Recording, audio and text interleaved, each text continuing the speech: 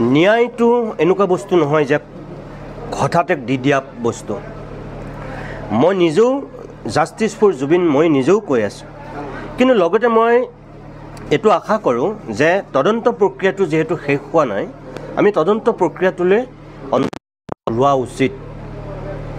কিন্তু মই একেটা সময় এই কথাটোও ক'ম যে তদন্ত প্ৰক্ৰিয়াটো যিধৰণে স্বচ্ছ নিকা আৰু কোনো সন্দেহৰ আৱৰ্তত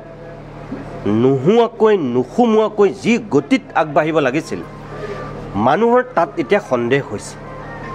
মোৰো তাত সন্দেহ হৈছে এই কাৰণেই যে তদন্ত প্ৰক্ৰিয়া চলি থাকোঁতেই কিছুমান কথা ৰাজহুৱা হৈ আছে।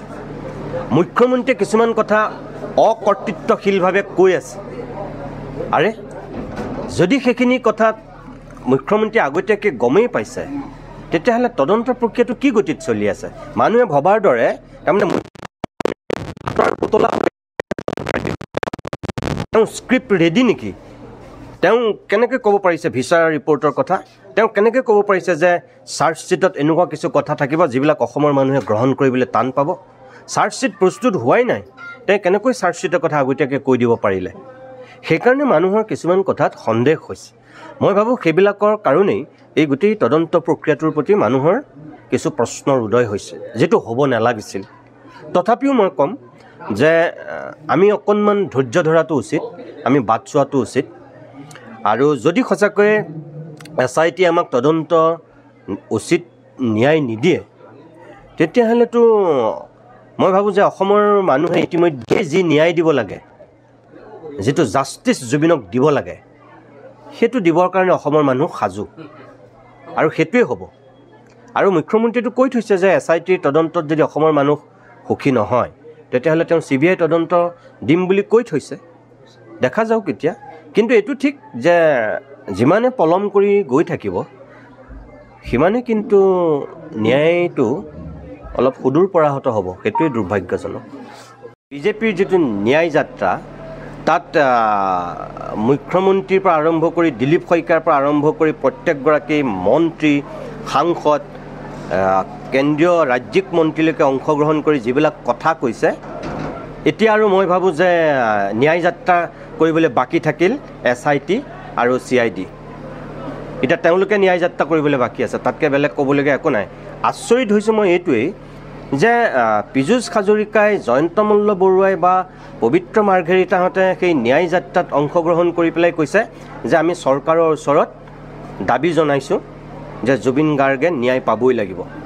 ৱা, এইটো মই কাণে ঠিকেই শুনিছোঁনে? মই নিজকে সুধি চাইছোঁ যেতিয়া মই তেওঁলোকৰ মুখত এনেধৰণৰ বাক্য দেখিছোঁ।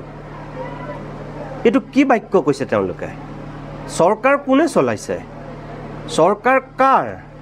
আৰু কাৰ ওচৰত তেওঁলোকে ন্যায় বিচাৰি চৰকাৰৰ ওচৰত সেই দাবী উত্থাপন কৰিছে?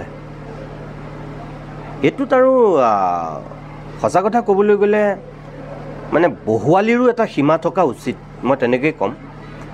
আৰু বাৰম্বাৰ এইটো কথা আমি কৈ আহিছোঁ যে জুবিনক লৈ কোনেও ৰাজনীতি কৰিব নালাগে।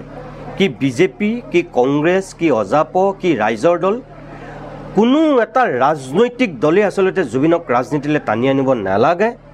আৰু যিসকলে জুবিনক ৰাজনৈতিক বৈতৰণি পাৰ হোৱাৰ আহিলা বুলি ভাবি লৈছে বা আহিলা কৰিব বিচাৰিছে, তেওঁলোকে মনত ৰখা উচিত কিন্তু যে জুবিনৰ আত্মাই তেওঁলোকক নিস্তাৰ নিদিব।